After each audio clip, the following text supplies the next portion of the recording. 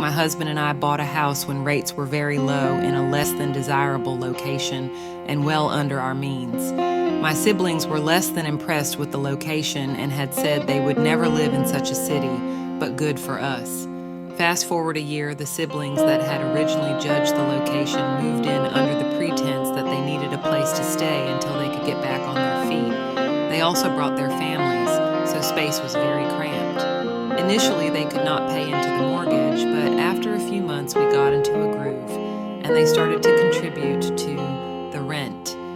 My husband and I paid for the bills and about 50%, 70% of the mortgage, and I saved their rent money to help in their eventual move. Fast forward another 2 years, and my husband and I moved for work. We ended up purchasing a second home and left the first for my family to use until they got on their feet. This unfortunately meant they had to pay the full mortgage amount plus their bills as well. We refinanced to lower the payment and make it more manageable, but they have never paid the full amount and I ended up paying the remainder. Over the next 2.5 years, my credit cards have maxed out and my credit has taken a significant hit from making up the difference. Well, now we need to move again and we've decided to sell our first home as it has the most equity. Unfortunately, my siblings and their families are faced with the incredibly difficult task of finding a home at the price point they were renting my home for, and now I think they're all upset with me, and maybe rightfully so.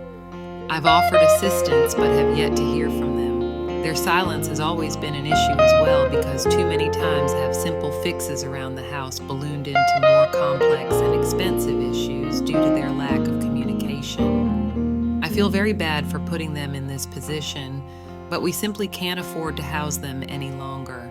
They have no disabilities that stop them from getting jobs.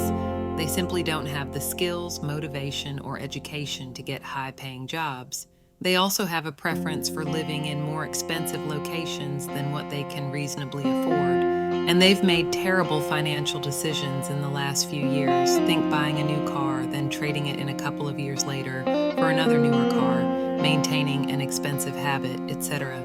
I'm also reluctant to allow them to stay in my second home, as that mortgage is higher than the one they already weren't affording. So basically, am I the asshole?